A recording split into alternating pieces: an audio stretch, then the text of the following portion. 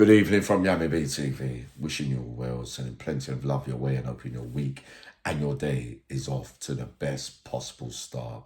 Now, before I go live in the next few minutes or so, I felt in the mood to do this one today. I wasn't in the mood for much today before I go on my travels tomorrow, but you keep asking me, Bill the Bomb, Bill Django Williams from Canning Town versus Warren the Legend SLANEY, right? So you're asking me my humble opinion, how knowing both characters, having seen both fight, having seen their skills in the jungle, also having access to their outside stuff, and obviously a bit more partial to Bill the Bomb, having met him a couple of times on the outside during those Madman days.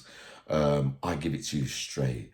As the way that I see things, right? And look, I get what some of you were saying about the Lenny McLean thing, because it depends on what era and what time of life it was. Because in the 90s, it's fair to say Warren SLANEY would have been very, very much lighter, but would have been really, really quick with an absolute bang.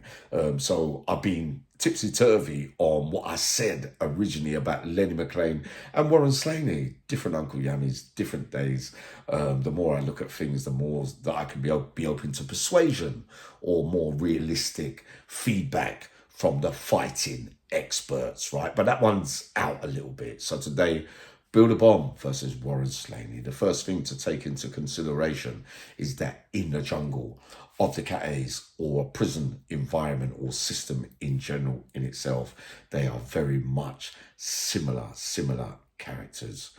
Kings of the jungles in their own way.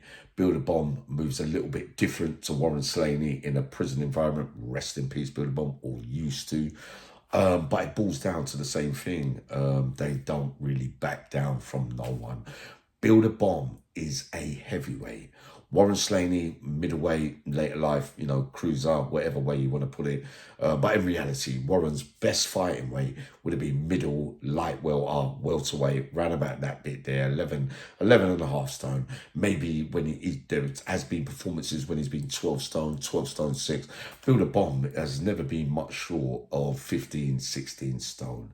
The other thing to take into consideration is that both boxed at amateur level.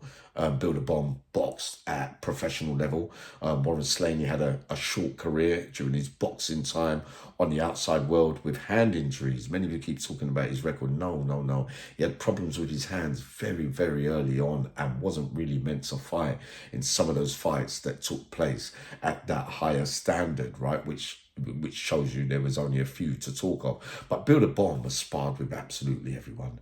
He's been in the ring with some of the greatest fighters that have ever lived, in a professional sense or an amateur sense. So whether it's in the jungle where no rules apply, it's who delivers first most of the time, or who feels what on certain days when certain fighters match up against each other.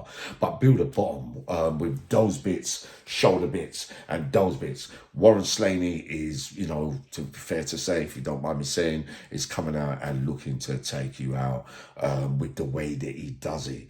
Bill the Bomb has got an array of skills over a long period of time from a very, very, very boxing background from a long time ago, going back through youth to his 20s to his 30s in the prison system.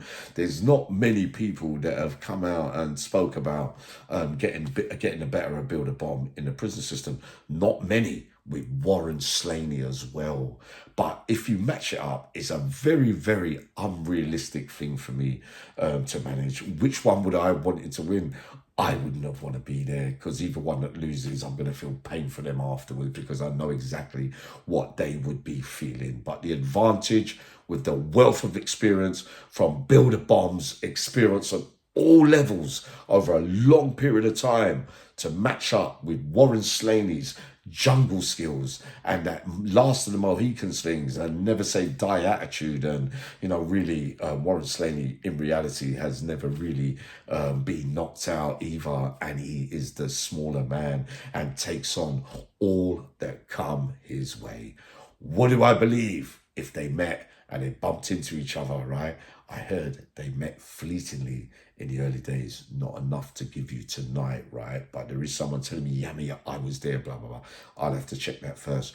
But my personal opinion is that on 90% of most times, if Build a Bomb bumps into Warren Slaney on the landing with the same array of jungle skills, the same die-hard attitude, the same, like, you know, I'm not going to lose today. I don't care who you are.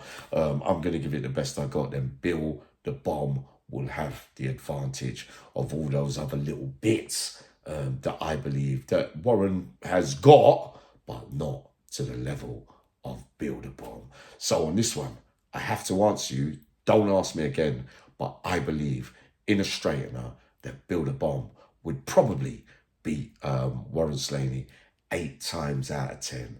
But after all, it only takes one punch from Warren Slaney that could change anything. It's a nonsense argument, but based on all the history from outside, all the history from inside, apart from the similarities on the inside, on the outside, it won't be able to be matched by Warren Slaney for what Build a Bomb and his experience and all those ring crafts and all those things along the years, whether he was up or whether he was down. I don't think it's a good comparison. Going live in a minute.